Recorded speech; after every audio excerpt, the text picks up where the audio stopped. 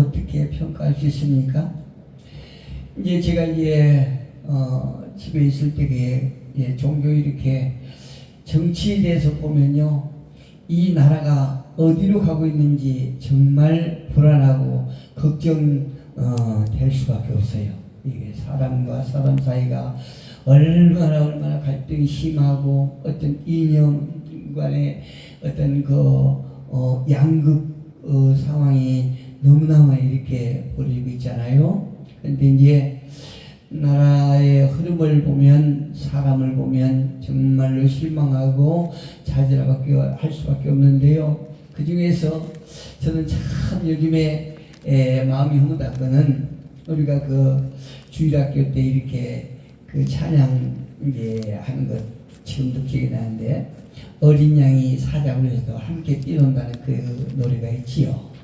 그런데 그 노래처럼 유튜브 보면 그 커다란 말과 그 말머리 정도밖에 안 되는 조그만 아이가 이렇게 서서 포옹하는 그 모습 한번 봐보십시오. 얼마나 그 마음에 감동이 되는지요. 그 커다란 말이 조그만 아이의 머리에 이렇게 애무를 하고, 또 그 조그만 아이의 입술에 뽀뽀를 하는 거 봐보세요. 참 얼마나 보기 좋은지 몰라요. 그런가 하면 또 이제 우리가 원래 알기는 개와 또 고양이가 이렇게 상극이라고 그러는데, 개와 고양이가 그렇게 다정하게 노는 모습을 보면 참 이게 마음이 편해요. 그런데 하나님의 창조물인 짐승들은 이제 창조시와 같이 이렇게 점점 돌아가는 것 같은데, 사람들의 삶은 갈수록 이렇게 부패가고, 또 서로 이렇게 어떤 다툼과 논쟁이 심해져가는 이런 세상으로 가는 것 같아서 참 마음이 아픕니다. 세상은 이렇게 살기는 좋아진다고 그러죠. 근데 가면 갈수록 복잡해지고 도저히 이해할 수 없는 그런 끔찍한 사건들이 시도 때도 없이 막 곳곳에서 일어난 것 봐보세요. 그 결과 사람들 간의 불신과 분쟁은 갈수록 이렇게 격해지고 있습니다. 어느 놈 하나가 국민을 위해서 정치하지 않는다고 하는 정치인들은 하나도 없지 않습니까? 모두 다 국민들을 위해서 한다는 거예요. 모두 다 이놈저놈 할 것 없이, 놈놈에서 기분 나쁘지 모르겠지만 그 모든 놈들이 다, 정치하는 놈들이 다 그 국민을 위해서 이렇게 정치한다고 하는 것 본데 얘기를 하는데, 국민을 위해서 사실 정치하는 그런 정치인들은 별로 없는 것 같아요. 그런데 꼭 정치하는 사람들뿐이 아니고, 가만히 보면은 이웃과 간에 가도 이렇게 막 불신이 심화되고, 또 형제들 간에도 갈등으로 인하여 사람들은 상처를 주고 또 상처를 받고 고통스러워하고 있는 세상이 돼가는 것 같습니다. 누구 하나 믿고 신뢰하고 또 의지할 사람이 없는 세상이 되어버렸어요. 그런데 이런 세상과는 달리 거룩해야 될 교회 안에서조차 성도 간에 일 지키고 절 지키는 일들을 보면서 참 슬픕니다. 어제도 저희가 노예에 가서 다 식사를 하는데, 앞에 있는 목사님이 앉자마자 뭐라고 말씀하냐면, 목사님, 이 교회가 갈수록 이게 사람들에게 참 불신이 돼서 참 안타깝습니다. 그렇게 말씀을 하세요. 그렇습니다. 이 교회가 세상의 소망이 돼야 되는데 소망이 되지 아니하고, 갈수록 이렇게 세상 사람들부터 지탄을 받고 손가락질을 받는 것이 오늘의 교회의 현실 같습니다. 그런데 오늘 저와 여러분이 합독했던 본문을 보니까요, 1절에 보니까 이렇게 말씀합니다. 보라, 형제가 연합하여 동거함이 어찌 그리 선하고 아름다운고, 이렇게 말했어요. 형제가 연합하여 동거함이 아름답다고 말씀하세요. 어찌 그리 아름다운지요. 다시 말씀드리면 성도와 성도 간에 교통하고 또 성도와 성도 간에 교제함이 어찌 그리 아름다운지요 이렇게 말했어요. 우리가 예배 시작할 때에 사도신경으로 신앙 고백하지요. 성도가 서로 교통하는 것과 이렇게 하는 대목이 있어요. 이런 신앙 고백을 합니다. 그런데 오늘 본시는 화목한 가정과 어떤 집단 그리고 구성원들에게 가져다주는 풍성한 복의 모습을 우리가 연상케 할 수 있습니다. 여러분 잘 아시는 고대 철학자 아리스토텔레스는요 이런 말을 했습니다. 인간은 사회적 동물이다 이렇게 유명한 말을 했지요. 여러분 잘 아실 것입니다. 간단히 말해서 인간은 혼자 살 수 없는 그런 존재라는 말입니다. 인간은요 누구라도 혼자 살 수 없어요. 그래서 어떨 때 보면 그 TV 보면 나는 자연이다 하고 이제 아주 깊은 산속에 가서 혼자 그냥 막 천막처럼 사는 사람도 있고 그냥 대충 집을 지어서 이제 운막처럼 이렇게 해서 사는 사람들도 있지요. 근데 하나님께서는 우리 인간을 만드실 적에 그렇게 그냥 모든 세상이 싫고 그래서 혼자 그냥 깊은 산속에 들어가서 사는 그런 존재로 만들지 않았다는 얘기입니다. 세상에는 누구라도 독불장군이 없습니다. 누구나 다 혼자 살 수 없는 그런 살 수 없는 세상입니다.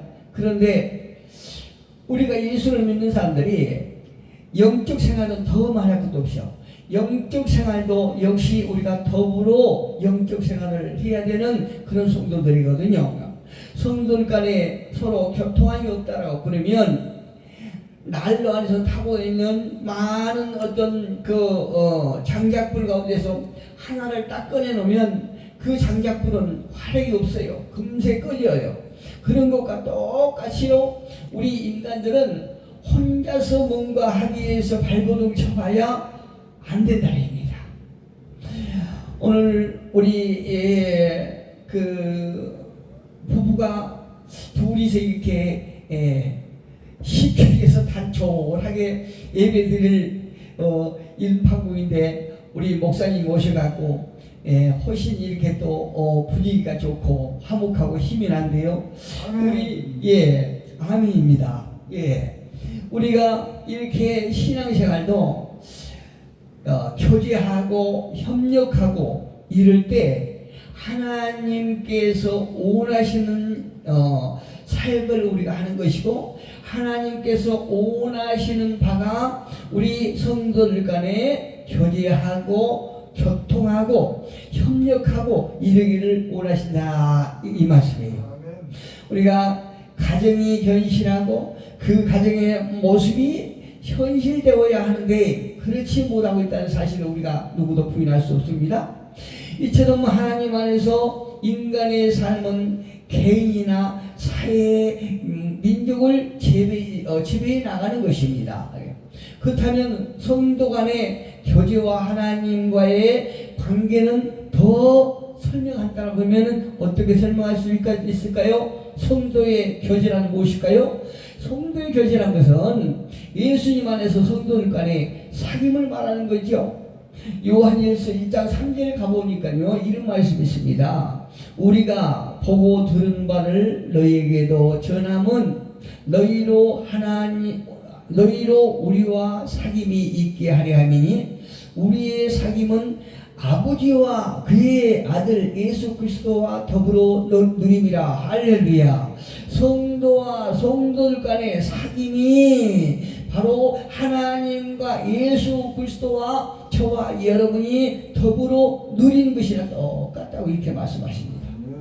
성도 간의 사귐이 그냥 사귐이 아니라 예수 안에서 사귐이라는 것입니다. 세상 사람들은 예수가 없는 사람과 사람 사이는 늘 이렇게 어떤 이해타산이 결부되고 어떤 계산적이고 이렇게 자기 어떤 유익을 위해서 살게 되는데 우리 믿음의 사람들을 사귀면요 예수 안에서 사귐이 바로 하나님과 저와 여러분과의 사귐이 된다 이렇게 말씀하고 있습니다. 그래서 성도들 간의 사귐은 은혜 그 자체인 것입니다. 성도들과 성도와 그 사이는, 그 사귐은 예수 안의 사귐이기 때문에 그 사귐은 은혜라는 것입니다. 할렐루야. 여러분, 사귐이라고 하는 것은요, 얼마나 중요하냐면, 믿음의 사람과 사귀면 믿음의 사람이 되고, 부정적인 사람과 교제하게 되면은 나도 같은 사람이 되고 마는 것입니다. 아까 우리 목사님 말씀하셨죠?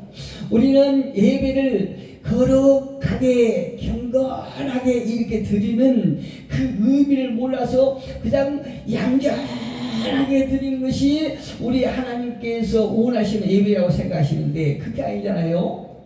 우리가 예배를 하나님께서 받으실 만한 그런 예배는 즐겁고 활달하고 우리가 그 마음에 있는 감정의 상태를 그대로 하나님 앞에 나누는 것입니다.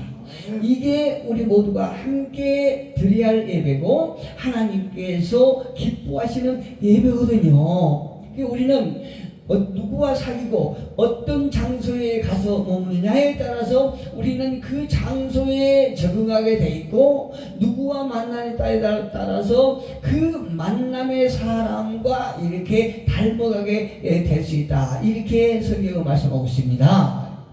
그런데요, 그 닮아가는 것이 정신뿐만이 아니고 영적으로 옮아가는 거예요. 할렐루야. 우리는 영적인 존재이기 때문에 영적인 사람과 늘 만나서 사귀면 영적인 사람이 되고 늘 하나님 말씀을 하겠지요. 우리 주제가 늘 말씀과 은혜가 이렇게 주제가 되겠지요. 세상 사람들은 아파트 몇 평에 사느냐, 뭘 얼마나 소유했느냐 이게 주제가 되겠지만 우리 믿음의 사람들은 늘 만나면 영적인 사람들이기 때문에 하나님 말을 하고 예수님 말을 하고 믿음의 말을 하고 은혜의 말을 하게 된다는 얘기입니다.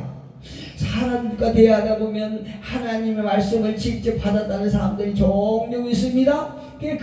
그러나 그것도 좋지만은 하나님의 말씀이나 능력도 우리가 하나님으로부터 잘 분별해서 받을 때에 우리 그 말씀이 진리의 말씀이고 또 그 말씀이 살아있는 우리의 영을 활발하게 하고 더욱더 어버이시킬 수 있는 그런 말씀이 된다는 거죠. 예. 그럴 만한 이유는 다름 아닌 사도 바울은 이렇게 말합니다. 고린도전서 5장 9절에 보니까요, 이렇게 사도 바울이 그거에 대해서 말하고 있어요. 고린도전서 5장 9절에 보니까 내가 너희에게 쓴 편지에 음행하는 자들을 사귀지 말라 하였거니와, 이 말은 이 세상에 음행하는 자들이나 탐하는 자들이나 속여 빼앗는 자들이나 우상 숭배하는 자들을 도무지 사귀지 말라 하는 것이 아니니. 이 말씀이 난해한 말씀인데요. 내가 너희에게 쓴 편지에 음행하는 자들을 사귀지 말라 하였거니와, 이 말은 이 세상에 음행하는 자들이나 탐하는 자들이나 속여 빼앗는 자들이나 우상 숭배하는 자들을 도무지 사귀지 말라 하는 것이 아니니, 만일 그리하면 너희가 세상 밖으로 나가야 할 것이라. 이렇게 말씀합니다.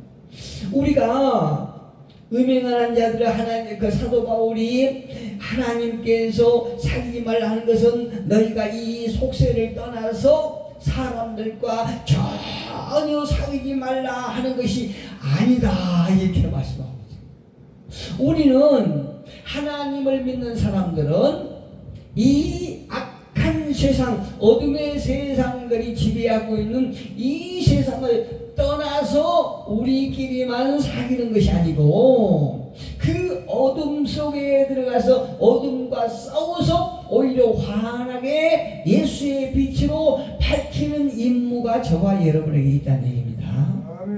우리가 거룩하게 살아야 할 것은 분명하지만 그렇다고 세상에 살고 있는 이상 불신자들과 아주 떨어져서는 살 수 없지 않습니까? 그래서 그 불신자들과 우리가 그들 속에 들어가서 그들을 정화시키기 위해서는 저와 여러분이 믿음으로 충만해야 한다. 그죠? 성령으로 충만해야 되고 믿음이 견고할 때 오히려 그 불신자들을, 하나님을 모르는 자들을 예수께로 소개하고 예수 앞으로 인도할 수 있는 이런 상황이 생기게 된다. 이렇게 사도 바울 말하고 있습니다. 단지 분명한 것은 교회 안에서 사귐은 확실해야 된다고 할 수 말씀이에요. 다시 말씀드리면 잘못된 믿음을 가진 사람이나 잘못된 행실을 가진 사람이나 또 이단들과 가까이에서는 안 될 것이다. 이렇게 말하고 있어요. 여러분, 맹모 삼천지교라 말이 있지요. 우리가 늘 사용하지 않습니까? 맹모 삼천지교라 하는 것은 그 유명한 말은 맹자 어머니가 그 맹자를 교육시키기 위해서 늘 그 교육시키기에 맞는 환경으로 이사를 3번이나 했다고 하는 말이 있지 않습니까? 그래서 맹자를 아주 훌륭하게 이렇게 키웠다고 말하고 있는데요. 이 말 속에서 우리가 알 수 있는 것은 주위 환경이 그렇게 중요하다는 얘기입니다. 주의하게. 내가 어떤 환경에 있느냐, 내가 누구와 만나느냐, 내가 누구와 교제를 하냐, 내가 누구와 사귐이 있느냐에 따라서 내 상태가 어떤 상태로 변해야 되는가, 이것이 결과가 나온다는 얘기입니다. 두 번째로 성도의 교제란 하나님이 내리신 은혜의 통로라고 말합니다. 고린도전서 1장 9절에 보니까 너희를 불러 그의 아들 예수 그리스도 우리 주로 더불어 교제케 하시는 하나님은 미쁘다 이렇게 말해요. 미쁘시다 이렇게 말하고 있습니다. 사도 바울이 고린도전서에서. 이 하나님께서는요, 당신이 가지고 계신 모든 복을 우리에게 주시기를 원하십니다. 맞지요? 그런데 그 복의 통로가 어디입니까? 그것은 하늘의 신령한 영적 복이 직접 받는 경우도 있지만, 그러나 말씀에서 성도와 성도들 교제관에서 예수님과 교제하기도 됩니다. 예를 들어서 목사님이 영적으로 충만해 계시고 내가 다운됐을 때 여러분과 함께 교제함으로 내가 다시 회복을 되고 여러분의 그 충만함을 하나의 영향을 받아서 내가 원 상태로 회복되어서 다시 하나님과 화목한 이런 관계를 유지할 수 있다. 이런 결론이 나오는 것입니다. 세상에서 독불자군이 없다는 말이듯이 성도는 서로 지체가 되기 때문에 교제를 통해서 서로 돕고 기도하고 영적으로 성장하면서 각자에게 있는 문제를 해결해 나가는 것이 성도와 성도 간의 관계의 중요한 역할을 하게 되는 것입니다. 대중에는요, 믿는다고 하는 사람들이 너무나 이기적이고 또 자기중심적인 이런 사람을 보게 되지요. 모든 판단도 자기중심적으로만 합니다. 또 자기가 말로 상처를 주고 또 상처를 받기도 하고 모든 판단도 자기중심으로 하는 사람들이 늘 이런 경우가 많습니다. 그러나 세상은 그렇게 사는 것이 아니라고 성경은 분명하게 말하고 있습니다. 우리 모두가 교제가 어떤 교제가 되어야 할까요? 상대를 공감하고 내가 은혜 받는 교제, 또 이런 경우를 두고 형제가 서로 동거하니 어찌 그리 아름다운지요, 이렇게 성경은 말하고 있습니다. 믿는 성도들이 예수 그리스도 안에서 동거하고 또 교제함으로 보배로운 기름이 수염에서부터 옷깃까지 충만히 내림같이 성도와 성도들의 교제를 통해서 헐몬의 이슬이 하나님의 놀라운 은혜가 모든 성도에게 내릴 것이라고 성경은 분명히 말하고 있습니다. 2절에 보니까 머리에 있는 보배로운 기름이 수염 곧 아론의 수염에 흘러서 그의 옷깃까지 내림 같고 헐몬의 이슬이 시온의 산들에 내림 같도다. 거기서 여호와께서 복을 명령하셨나니 곧 영생이로다. 얼마나 아름다운 동고입니까? 그 복이 어떤 것인가요? 헐몬의 이슬이 시온의 산들에 내림 같도다. 거기서 여호와께서 복을 명령하였나니 곧 영생이로다. 이렇게 영생이로다. 대단한 복입니다. 우리 모두가 알다시피 초대교회 때 예루살렘 교회가 심한 핍박을 받을 때 이방 교회들이 그 예루살렘 교회를 위해서 기도로 물질로 이렇게 계속 도왔지요. 그리고 이제 예루살렘 교회는 기도로 이방 교회들에게 진빚을 갚았던 것을 사도 바울은 이렇게 말합니다. 우리 모두를 선택하시고 부르신 목적이 어디에 있다고 생각하십니까? 사도 바울 말처럼 우리를 부르시고 하나님께서 저와 여러분을 선택하시고 저와 여러분을 부르신 목적이 어디에 있다고 생각하십니까?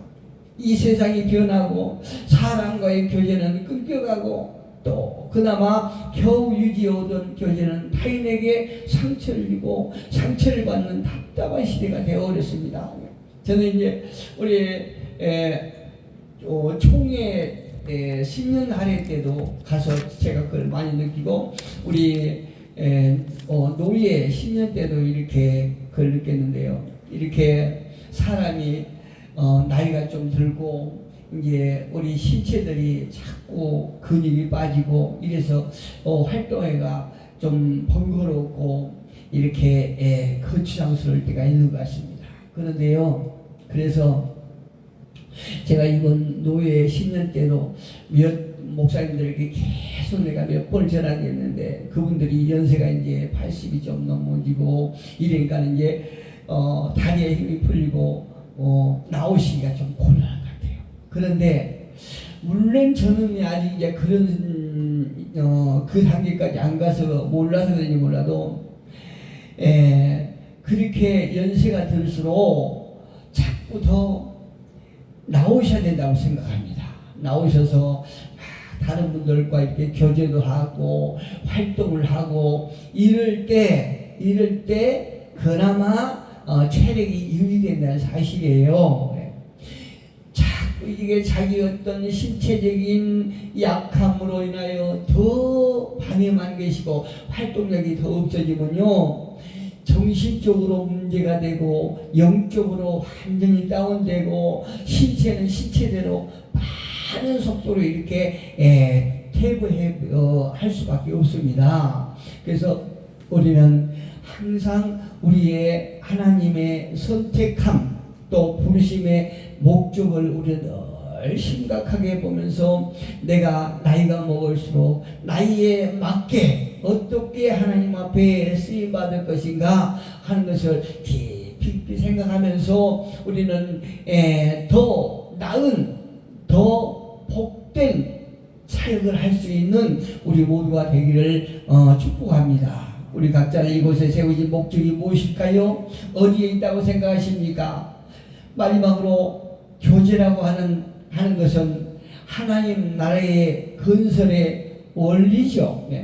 우리말에 신령교회를 세워라 하는 말이 있지 않습니까? 우리 안에 신령교회를 세워야 되는 것이에요. 에베소 4장 13절에 보니까 우리가 다 하나님의 아들을 믿는 것과 아는 일에 하나가 되어 온전한 사람을 이루어 그리스도 장성한 분량이 충만한 데까지 이르리니 이렇게 말씀하고 있지 않습니까?